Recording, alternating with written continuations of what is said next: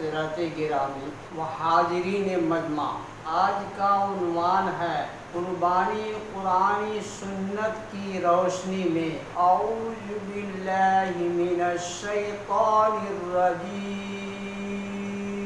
بسم اللہ الرحمن الرحیم، انا اعطیناک الکوثر فصلی لربک وانحر ان شانئک هو الابتر، صدق اللہ العظیم۔ اے نبی، بے شک ہم نے آپ کو کوثر عطا کی ہے، سو آپ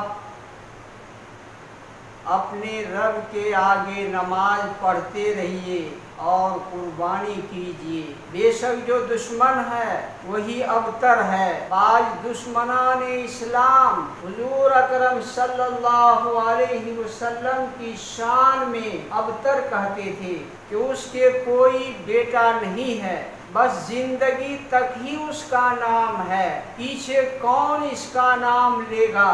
قرآن نے بتلایا جس شخص کو اللہ تعالیٰ نے خیر کثیر عطا فرمایا ہو، ابدالآباد تک اس کا نام روشن رہے گا، اس کو ابتر کہنا انتہائی حماقت کی بات ہے۔ در حقیقت ابتر وہ ہے جو اپنے بعد کوئی اولاد نہ چھوڑے۔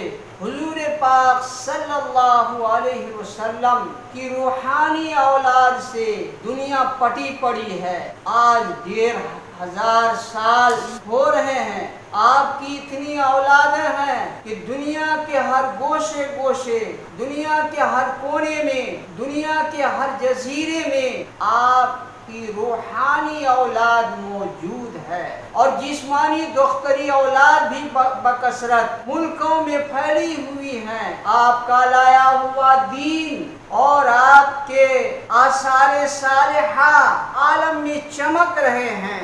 آپ کی یاد نیک نامی اور محبت و عقیدت کے ساتھ کروڑوں انسانوں کے دلوں کو گرما رہی ہے۔ دوست دشمن سب آپ کے اصلاحی کارناموں کا صدق دل سے اعتراف کرتے ہیں۔ اس دنیا سے گزر کر آخرت میں جس مقام محمود پر آپ کھڑے ہوں گے، جو مقبولیت عامہ آپ کو علی رؤوس الاشہاد حاصل ہوگی، وہ الگ رہی۔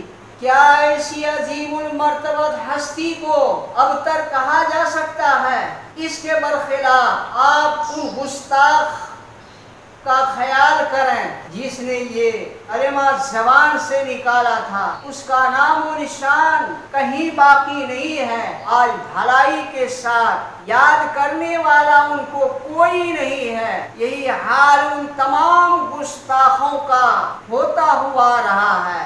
آپ نے ابھی جون کے مہینے میں دیکھا کہ گستاخ کی وجہ سے بھارت کا ماحول کیسا گرم ہو گیا تھا، جنہوں نے آپ کے پاس عداوت پر کمر باندھی اور آپ کی شان مبارک میں گستاخی کی، پوری دنیا میں وہ بدنامی زمانہ ہوا۔ بہرحال سورت مبارکہ میں کوثر کا لفظ اللہ رب العالمین نے استعمال فرمایا ہے۔ اس کے معنی ہے خیر کثیر کے۔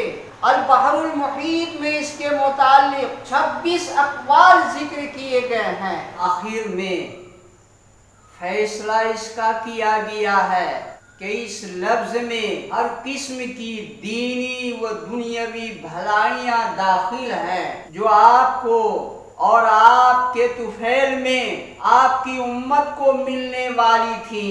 ان نعمتوں میں سے ایک بڑی نعمت وہ حوض کوثر بھی ہے، جس کے پانی سے جناب نبی اکرم صلی اللہ علیہ وسلم اپنی امت کو محشر میں سیراب کریں گے۔ احادیث نبویہ میں اس کے متعلق عجیب و غریب خوبیاں بیان ہوئی ہیں۔ اتنے بڑے انعام و احسان کا شکر بھی بہت بڑا ہونا چاہیے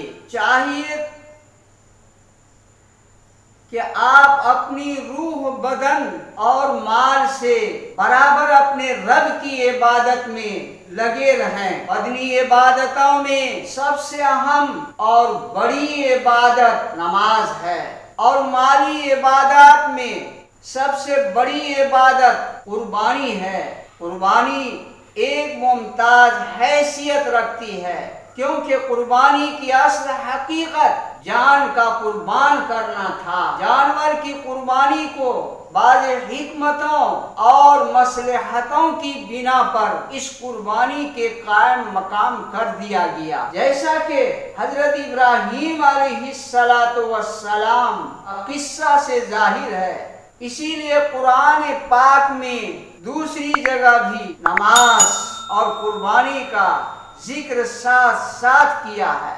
قُلْ إِنَّ صَلَاتِي وَنُسُكِي وَمَحْيَايَ وَمَمَاتِي لِلَّهِ رَبِّ الْعَالَمِينَ۔ اے نبی، آپ فرما دیجئے کہ میری نماز اور میری قربانی، میرا مرنا، میرا جینا سب اللہ کے لیے ہے۔ لہذا ہم اور آپ اپنی قربانی کو ناموری کی خاطر نہیں بلکہ رضا الہی کی خاطر کریں۔ اللہ رب العالمین ہونے والی تمام لوگوں کی قربانیوں کو قبول فرمائے۔ وآخر الدعوانا الحمد للہ رب العالمین۔